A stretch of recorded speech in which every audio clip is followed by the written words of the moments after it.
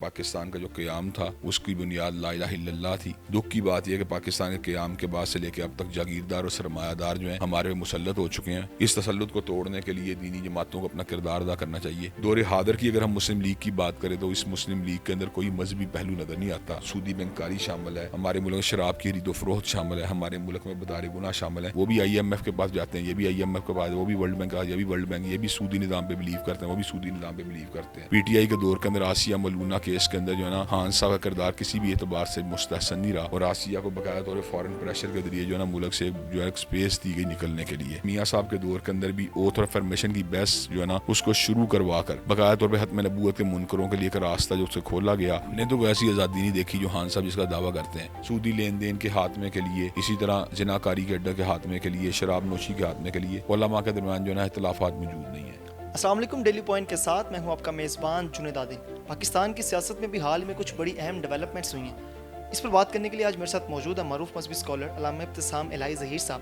جنہوں نے اب سے کچھ دن پہلے ایک بیان دیا کہ آپ کسی بھی سیاسی جماعت کو، چاہے وہ پی ٹی آئی ہو یا نون لیگ، آپ کسی کو ووٹ نہ دیں بلکہ دینی جماعتوں کو بھرپور سپورٹ کریں۔ اس حوالے سے ان کا کیا موقف ہے، یہ بیان آخر انہوں نے کیوں دیا، آئیے ان سے جانتے ہیں۔ السلام علیکم۔ وعلیکم السلام ورحمۃ اللہ وبرکاتہ۔ کامیابی یا ناکامی اللہ تبارک و تعالیٰ کے ہاتھ میں ہے، لیکن ایک نظریاتی بنیاد کے اوپر کنٹیسٹ کرنا اور دینی جماعتوں کے کاز کو آگے لے کے چلنا یہ میرا ایک جو ہے نا پیشن ہے، اور میں اس بات پہ بلیو کرتا ہوں کہ پاکستان کا جو قیام تھا اس کی بنیاد لا الہ الا اللہ تھی۔ دکھ کی بات یہ ہے کہ پاکستان کے قیام کے بعد سے لے کے اب تک جاگیردار اور سرمایہ دار جو ہیں ہمارے مسلط ہو چکے ہیں۔ اس تسلط کو توڑنے کے لیے دینی جماعتوں کو اپنا کردار ادا کرنا چاہیے، دینی جماعتوں کو ایک پیش پہ آنا چاہیے۔ بنیادی طور ہماری بہت بڑی بد نصیبی ہے کہ جمہوریت کا جو پہیہ ہے، یعنی جو الیکشن کا پہیہ ہے، وہ کارپوریٹ کلچر کی جو ہے نا اس کے اندر بڑی انوالومنٹ ہے، اس میں مونیٹری انویسٹمنٹ بہت زیادہ ہوتی ہے، جس کی وجہ سے ہمارے بہت سے مذہبی لوگ جو ہیں اچھے جذبات رکھنے کے باوجود جو ہیں اسے کوپ نہیں کر پاتے۔ تو میں یہ بات سمجھتا ہوں دینی جماعتوں کو ایک پیج کے اوپر آ کر اس پرابلم کو حل کرنا چاہیے، کیونکہ ان کا میس لیول کے اوپر رابطہ کسی بھی طور پہ سیاسی جماعتوں سے کم نہیں ہے، بلکہ میسج ان کو فالو کرتے ہیں، لیکن وہ جو مونیٹری ریکوائرمنٹ پوری نہیں کر پاتے، اس کی وجہ سے وہ جو ہے نا مندر عام کے اوپر آ کے صحیح طور پہ کمپین جو ہے نا اس کے اخراجات کو مینیج کرنے میں کامیاب نہیں ہو پاتے۔ اس لیے جو ہے نا وہ سیاسی جماعتوں کو جو ہے نا ایک روم ملا رہتا ہے۔ میں یہ بات سمجھتا ہوں کہ مسلم لیگ جو پاکستان کی ایک بنانے والی جماعت تھی، وہ سیکولر جماعت نہیں تھی، بلکہ اس نے باقاعدہ طور پہ لا الہ الا اللہ کی عملداری کے لیے کام کیا، اور اس نے باقاعدہ طور پر علماء کی ایک بڑی جمعیت کو اپنے ساتھ جو ان بورڈ لیا۔ دور حاضر کی اگر ہم مسلم لیگ کی بات کریں تو اس مسلم لیگ کے اندر کوئی مذہبی پہلو نظر نہیں آتا، بلکہ سود کے حمایت میں سٹے لینے کی ذمہ داری ان کو عائد ہوتی ہے۔ اور دوسری بات ہے، معاشرے بہت سی جو ہمارے معاشرے میں جو ایولز پائے جاتے ہیں، جن میں ہمارا سودی بینکاری شامل ہے، ہمارے ملک میں شراب کی خرید و فروخت شامل ہے، ہمارے ملک میں بدار گناہ شامل ہے۔ اس حوالے سے مسلم لیگ نون ہو یا تحریک انصاف ہو، ان کا کوئی پوائنٹ آف ویو ایسا نہیں، کوئی ان چیزوں کو ختم کرنا چاہتے ہیں، بلکہ معاشرے میں جتنے بھی سوشل ایولز موجود ہیں ان کے حوالے سے ان کا نقطہ نظر جو ہے نا ایک ہی پیج کے اوپر ہے۔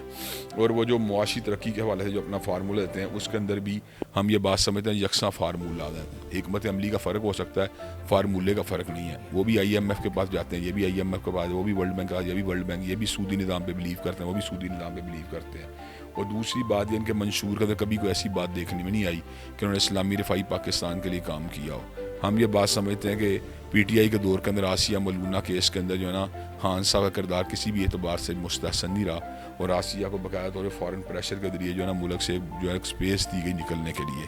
اسی طرح ہم یہ بات سمجھتے ہیں میاں صاحب کے دور کے اندر بھی اوتھ اور افرمیشن کی بحث جو ہے نا اس کو شروع کروا کر باقاعدہ طور پہ ختم نبوت کے منکروں کے لیے ایک راستہ جو سے کھولا گیا کہ وہ اوتھ کی بجائے افرمیشن کے ذریعے جو ہے نا اپنے آپ کو اگر مسلمان قرار دے دیں گے تو ان کی اس بات کو تسلیم کر لیا جائے گا۔ تو میں یہ بات سمجھ ان تمام کی تمام باتوں کو مد نظر رکھ کے ملک کی تمام مذہبی جماعتوں کو ایک پیج کے اوپر آنا چاہیے، مسلکی اختلافات سے قطع نظر۔ جو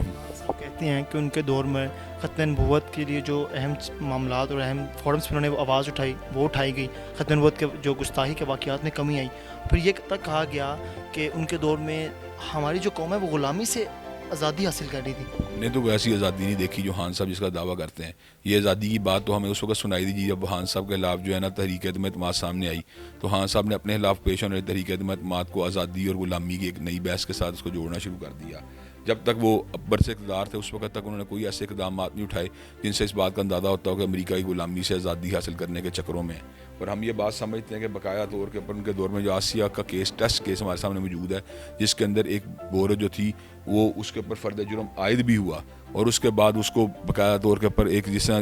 جو ہے نا ریویو کے ذریعے جو ہے نا اپر کورٹس کے ذریعے اس کو ریلیف دلوا کے بقایا طور کے اوپر باہر جو اس کو بھجوا دیا گیا. تو میں یہ بات سمجھتا ہوں کہ پریکٹیکلی کسی بھی طور کے اوپر انہوں نے حرمت رسول صلی اللہ علیہ وسلم کے حوالے سے کوئی ایسے اقدامات نہیں کیے. پھر فرانس کے مسئلے کے اوپر ملک کے اندر جو سارا کا سارا معاملہ ہوا, بہت سے لوگ جو حرمت رسول اللہ صلی اللہ علیہ وسلم کے ساتھ وابستگی رکھنے والے تھے ان لوگوں کو بقایا طور کے اوپر جو ہے نا ٹارچر کیا گیا, دیتوں کا نشانہ بنایا گیا, اور فرانس کے اس سرکاری قدم کے خلاف کوئی ایسا مؤثر قدم نہیں اٹھایا گیا جسے حوالے کے طور کے اوپر ڈیل کیا جا سکے. تو میں یہ بات سمجھتا ہوں یہ دو ٹیسٹ کیس, ایک فرانس کے صدر والی بات اور فرانس کے سرکاری موقف والی بات, اور دوسری آسیہ کا کیس ہمارے سامنے ہے. تو اس حوالے سے ہم یہ بات کسی بھی طور کے اوپر جو قبول کرنے کے لیے تیار نہیں. دوسری بات ہے شراب کے بارے میں باقاعدہ ووٹنگ ہوئی تو پی ٹی آئی اور مسلم لیگ کے جو پارلیمنٹیرینس تھے ان کا ووٹ ایک طرف تھا, صرف متحدہ مجلس عمل نے یا شراب کی مخالفت کے اندر جو تھا ووٹ کاسٹ کیا تھا. تو یہ باتیں جو ہے نا سمجھ آتی ہیں کہ دینی جماعتوں کا بینٹ آف مائنڈ جو ہے وہ بالکل اور ہے, سوچنے کا انداز اور ہے, اور جو ہماری سیکولر جو بڑی جماعتیں ان کا سوچنے کا انداز اور ہے. اور سیکولر کا مطلب بنیادی طور پر یہ ہے کہ یہ مذہب کو ریاست کے معاملات میں دخل کرنے کے لیے تیار نہیں ہے. تو جو مذہب کو ریاستی معاملات سے جدا کرنے والی جماعتیں ہیں, ہم کسی بھی طور کے پر ان جماعتوں کو جو ہے نا میں سمجھتا ہوں ہم ان کی تائید نہیں کرنی چاہیے. کئی لوگ یہ بات کہتے ہیں اور اس مرتبے میں اپنا پیش کرتے ہیں کہ علماء کو لوگ ووٹ نہیں دیتے اس لیے ان کو یہ کام نہیں کرنا چاہیے. مؤذن کا کام اذان دینا ہوتا ہے, اس کی یہ ذمہ داری نہیں ہے کہ نمازی مسجد میں آئیں یا نہ آئیں, اس کا کام اذان دینا ہے. تو اس لیے علماء حق کو اس بات کی جو ہے نا باقاعدہ طور پر دعوت دینی چاہیے کہ وہ دینی طبقات اور دینی جماعتوں کو سپورٹ کریں. اس کی وجہ کہ ہم نے سارے نظامات مالی ہیں, ساری پارٹیوں کو ازما لی ہے, کوئی پارٹی بھی ایسی ثابت نہیں ہوئی جس نے صحیح طور پر اسلام اور پاکستان کی خدمت کی ہو. اب مذہبی جماعتوں کو اس بات کا موقع دینا چاہیے کہ اسلام اور پاکستان کی خدمت کے لیے فرنٹ پہ آئیں, اور ہم عوام سے اس بات کی اپیل کرتے ہیں کہ اپنے اپنے حلقہ انتخاب میں جو بھی مذہبی جماعت کا اچھا امیدوار آپ کو نظر آتا ہے آپ اس کو سپورٹ کریں. اور دینی طبقات سے ہم اس بات کی اپیل کرتے ہیں کہ آپ آپس میں نیگوشیٹ کرنے کے بعد کسی ایک کینڈیڈیٹ کے اوپر اتفاق کریں تاکہ ووٹ بینک جو ہے نا وہ کراس دی بورڈ جو ہے نا سارا کا سارا جمع ہو, اور اس کے ساتھ ہم مل کے سیکولر جماعتوں کا مقابلہ کر سکیں. میں نے جماعت اسلامی کے امیر سراج الحق صاحب نے اور جماعت اسلامی کی جو مرکزی قیادت تھی انہوں نے مجھے حالیہ دنوں میں ہونے والے عوامی مارچ میں شرکت کی دعوت دی تھی. تو وہاں پر بھی میں نے اس بات کو رکھا تھا کہ ایک بیانیہ تھا جس کو خان صاحب نے انٹروڈیوس کروایا تھا زرداری صاحب اور نواز شریف کے خلاف. اب ہمیں ایک اور بیانیہ کو انٹروڈیوس کروانے کی ضرورت ہے ان تمام سیکولر پارٹیز کے خلاف کہ سیکولر پارٹیز جو ہیں مذہب کو ریاستی معاملات سے جدا سمجھتی ہیں, جبکہ ہماری قرارداد مقاصد ہمارا 73 کا آئین جو ہے مذہب کو انٹیگرل پارٹ سمجھتا ہے سیاست اور ریاست کا. تو ہم یہ بات سمجھتے ہیں کہ ریاست اور سیاست کے معاملات کو مذہب سے علیحدہ کرنا تاریخ اسلام, اسلامی احکامات, کتاب و سنت سے کے ساتھ کسی بھی طور پر یہ جانا یہ بات مطابقت نہیں رکھتی. ہم اللہ تبارک و تعالیٰ کے دین کے غلبے کی دستوری جدوجہد کے اوپر یقین رکھتے ہیں. ہم یہ بات سمجھتے ہیں بائی فورس یا بندوق کی نالی کے بجائے لوگوں کو کنوینس کر کے ان کو مذاکرات کے ذریعے, ٹیبل ٹاک کے ذریعے ان کو جو ہے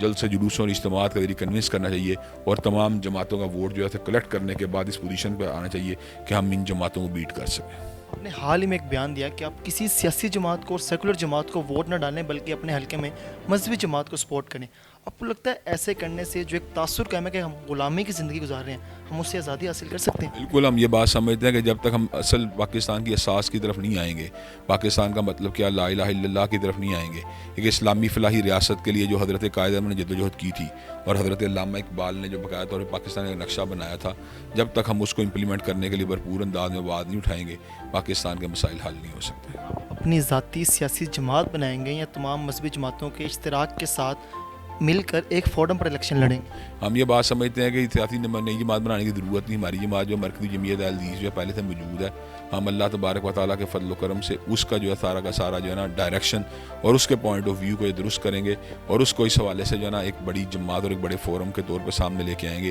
کہ وہ دیگر جماعتوں کے ساتھ مل کے ملک میں غلبہ دین کے لیے کام کریں. علامہ صاحب, مختلف فقہی معاملات میں پاکستان کے علماء کرام میں بہت سے اختلاف پائے جاتے ہیں. آپ کو لگتا ہے وہ تمام اختلافات بھول کر سیاست کے اندر ایک مخصوص کینڈیڈیٹ کو سلیکٹ کرنے میں اکٹھے ہو جائیں گے؟ ہم یہ بات سمجھتے ہیں کہ جو فنڈامنٹل جو ضروریات دین ہے ان کے اوپر تمام علماء کا اتفاق ہے, اور اس کے ساتھ ساتھ اللہ تبارک و تعالیٰ کے فضل و کرم سے توحید, رسالت, ختم نبوت, بیت اللہ شریف کا قبلہ ہونا, قرآن کی کتاب ہونا, نبی کریم صلی اللہ علیہ وسلم کے فرامین کی اہمیت, یہ تمام باتیں مسلم ہیں. سودی لین دین کے خاتمے کے لیے، اسی طرح زناکاری کے اڈے کے خاتمے کے لیے، شراب نوشی کے خاتمے کے لیے علماء کے درمیان جو ہے نا اختلافات موجود نہیں ہیں۔ باقی فقہی اختلافات اپنی جگہ پر موجود رہیں، لیکن اس کے باوجود جو فنڈامنٹل ہمارے نکات ہیں ان کے اوپر اگر ہم کنسنسس ڈیولپ کر لیتے ہیں اور اس کے ساتھ ساتھ ہم اللہ تبارک و تعالیٰ کے فضل و کرم سے اس بات کے اوپر متحد ہوتے ہیں کہ ہم پاکستان کی جو جس بنیاد پر بنایا گیا تھا اس مقصد کو حاصل کرنے کے لیے جدوجہد کریں گے، تو یہ کام جو فیزیبل ہے، اس کے لیے محنت ضرور کرنی پڑے گی، لیکن یہ کوئی ناممکنات میں سے نہیں ہے۔ 2023 میں عام انتخابات ہونے جا رہے ہیں، پاکستان کے عوام کو کوئی پیغام دینا چاہیں گے؟ ہم یہ بات سمجھیں 2023 کے انتخابات کے لیے عوام کو اپنی اپنے ذہن کو یکسو کر کے دینی جماعتوں کا ساتھ دینے کے لیے مادہ تیار ہو جانا چاہیے۔ شکریہ جی، میرے ساتھ اس وقت علامہ ابتسام الہی ظہیر صاحب موجود تھے، اور 2023 کے انتخابات کے حوالے سے ان کا کیا پیغام تھا، اور یہ جو بیان انہوں نے دیا کہ آپ نے کسی جماعت کو ووٹ نہیں دینا، آپ نے صرف مذہبی جماعتوں کو سپورٹ کرنا، وہ کیوں دیا، وہ سب آپ نے جانا۔ اپنے میزبان جنید عادل کو دیجیے اجازت، اللہ نگہبان۔